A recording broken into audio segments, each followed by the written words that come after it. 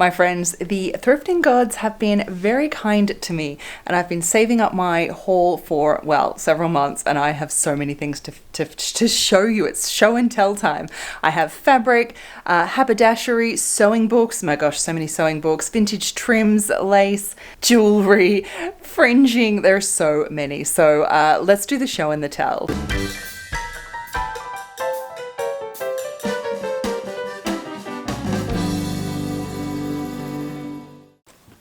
Welcome back, my sewing friends. It is always so lovely to have you here. And yes, I barely know where to start with all of these things. Let's push these over here for the minute. If you've been here for a while, you know that part of my sewing philosophy is using secondhand and thrifted items as much as possible. I like to be sustainable, and it really does help the budget, of course, and you find the most unique vintage things as well to use. And so I save up all of my thrifted adventures, all of my treasures that I find. I like to call it treasure hunting, and I save them and I show you, and we are doing the show and tell today, so there's heaps to get into. So I think I'll start with some little things because I can push those to the side, and then we'll start with the bigger items and go from there. I always like to do these because there's always a comment from someone that says, wow, I never knew that all this stuff was at thrift stores, or I'm going thrifting tomorrow to get stuff.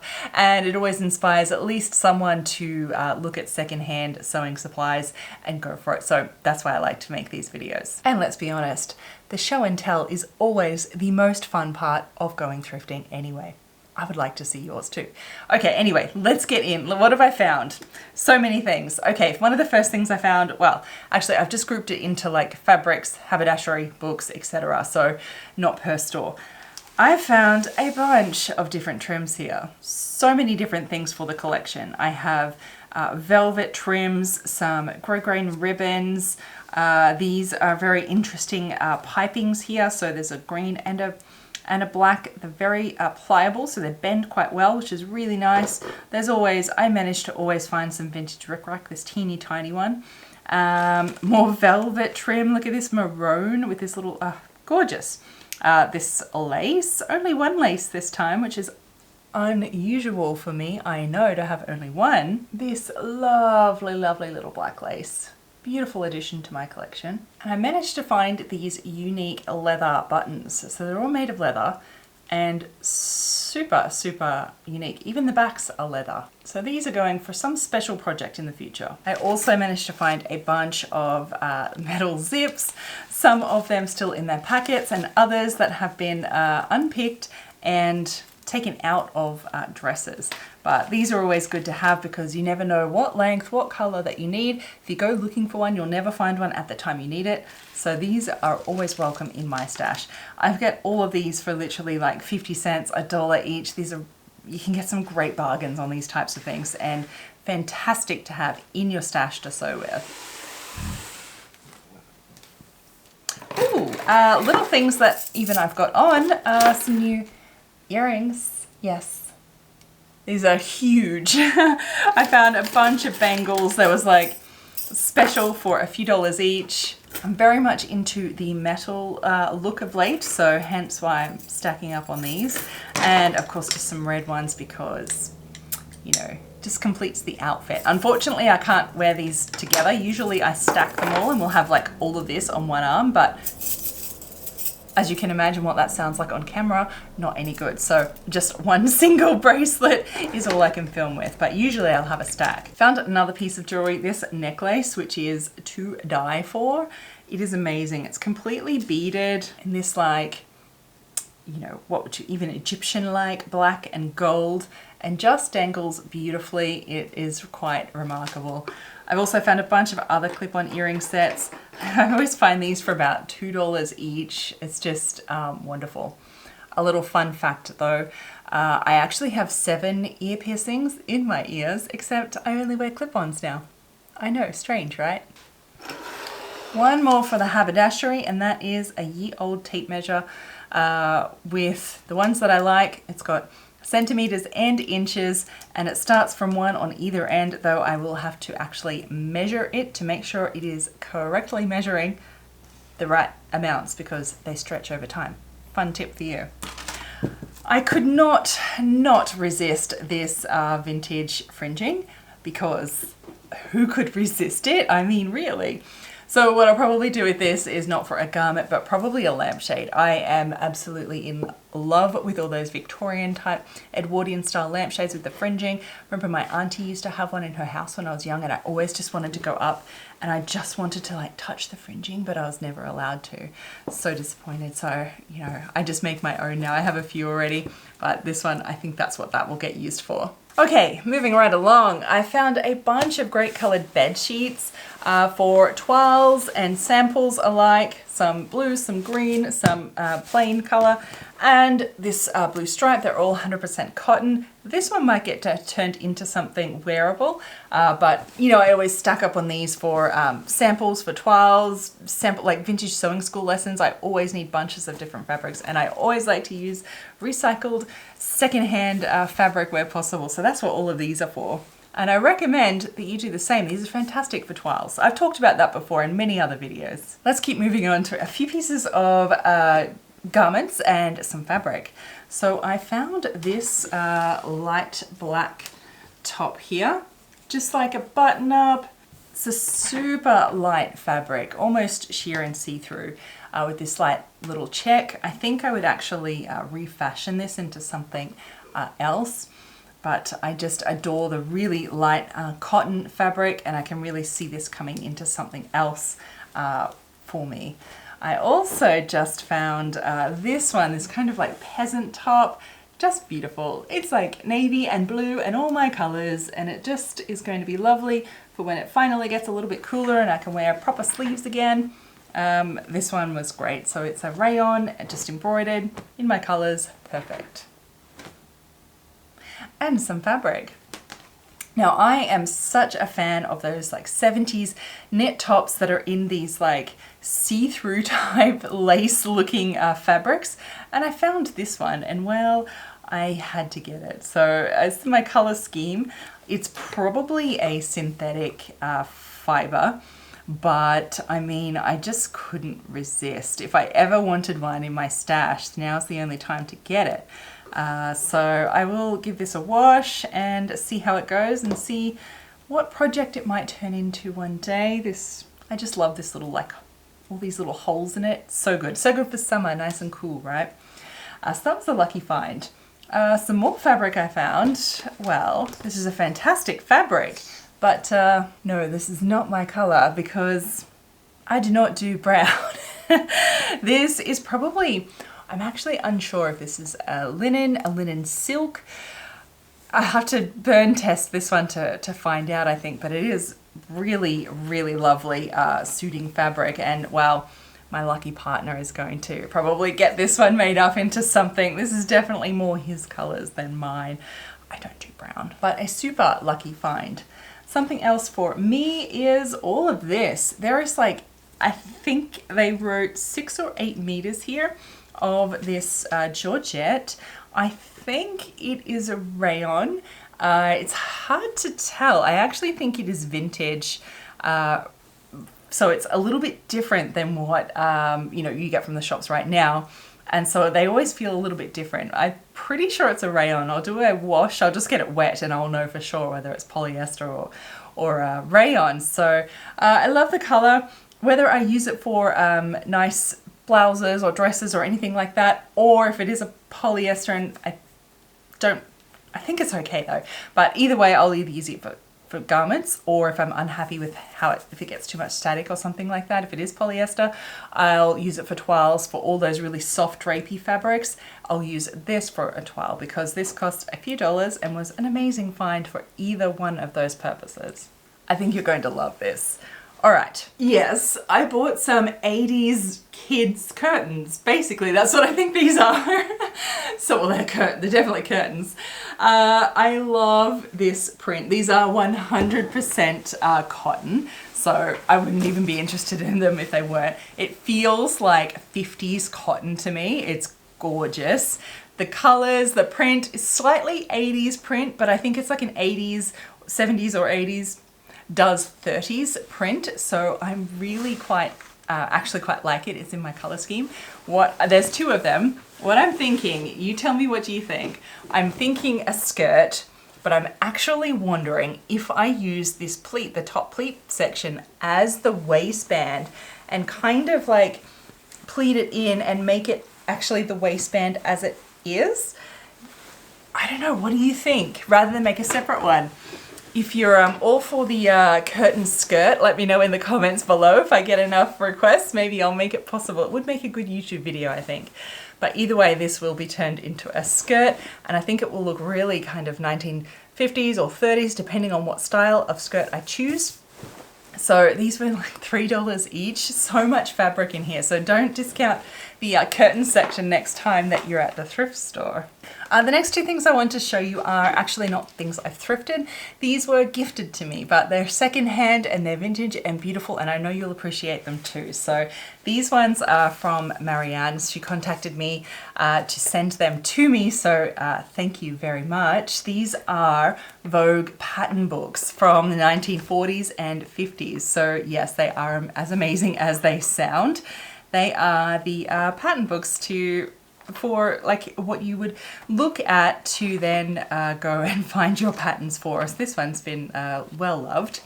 They are just beautiful. So let's have a look at one from, sorry, not 40s, 50s and 60s. I'm sorry.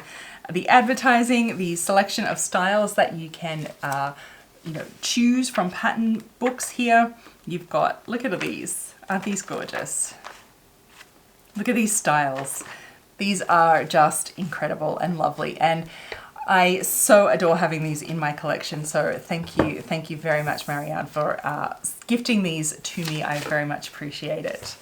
And the next item, I have Marie to thank for these, who sent me this entire box here of vintage goodies. There are vintage buttons, more zips than I know what to do with, binding, and one of the cutest things of all is like this cute little vintage Singer tin. Is just absolutely adorable with the old original Singer. Of course, it is full of more treasures in there as well. So thank you so much, Marie, for gifting those to me as well. All right, it is time for the sewing books, and my golly gosh, did I have a run of sewing books. I can't believe how many I found of late. Usually just find one or two, but I found someone selling a whole stack, and I'll get to those in a second. I was lucky enough to find Practical Home Mending Made Easy by Mary Brooks Prickens. And this is one I've had on my list to find for a very long time. So I am absolutely super happy. It's a book all on mending from, I think, the 50s. I just love these. There's so many unique things in here. I just love the illustrations, the instructions, everything is just beautiful. So that's wonder to have in my collection. So I found two lots of books on Facebook Marketplace locally here of people selling bulk lots, all sewing books. So I was super excited, of course. Now the first one managed to get all of these. Now, well, the thing is though, I already have both of these. So actually, and in the second lot as well, I also have a lot of those as doubles as well. Why did I get doubles? Well, I thought it's such a shame of these to go missing somewhere and just lost forever. So I thought I'd collect them, and maybe I'll do a, for Vintage Sewing School members or something, a giveaway or collection or something like that one day. So I decided to nab them all. This is my new plan. So I got these ones. These are Common Sense from the 1950s cutting books. These are incredible. The illustrations and everything in here are just to die for, absolutely to die for. I love these ones. These are quite common in Australia. If you happen to be there, you might have come across these ones as well. They're really good. I recommend finding them if you can. Came with a Enid Gilchrist magazine as well. These illustrations are amazing. They're sort of like little scale ones that you scale up from the 1960s. I love them. Simple Garment Making. This is one sent to the schools for the Department of Instruction. So this is something that was set out for school lessons. Very mathematical instructions through here. Could you imagine having to like actually use this in school for sewing? It's a lot mathematical, isn't it, compared to what we're used to. Then I found this one was part of it, Antique Clothing, French Sewing by Machine. This was really, I've never seen this book before, but it was beautiful. So it sort of just goes into different style of dresses and embroidery and how to sew them. So it's sort of, you know, all obviously antique clothing. So like Victorian blouses, etc. General constructions, yokes, and just how to make them all. It's really quite detailed and really amazing how to actually put on the lace in these typical styles that you see. Really, really beautiful. So this one I think would be a great resource for me for all of those finer details that I really love looking at. The next lot of sewing books is indeed all of these, and well, this one turned out quite interesting because I went to pick these up, right? So I drove around to the person's house, and so I'm going to pick them up. She then decides to tell me that, oh, they're a bit wet. Yeah, my son had left them outside for, I don't know, a week or something. I thought he'd put them inside. You can still read them all. It's fine. You know, every page is still readable. But at this stage, I'm already there, already invested in it. So I sort of was like, okay. Proceeded to take them home, and well, they were very wet. For the next week I'm sitting here, I had them all laid out, all open, and every day I'd pull open a few more pages to dry the books out as I went along. So yeah, so not all of them have, you know, like survived very well. They're a bit worse for wear. But anyway, they are still readable, and yeah, I think they're still worthwhile. So again, a lot of these were doubles that I was collecting for. So some of these are from actual tape here that you get these days. This one is particular. So I have the version after this one, Pattern Making for Fashion Designers. Just goes through all the pattern making, like tutorials that you learn in fashion school. It's fantastic. So anyway, I think that'll still make a great gift.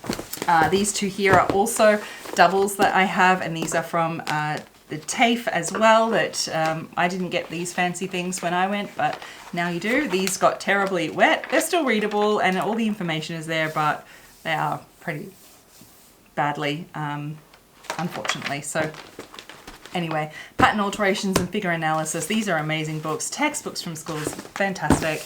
I got the Reader's Digest Sewing and Knitting.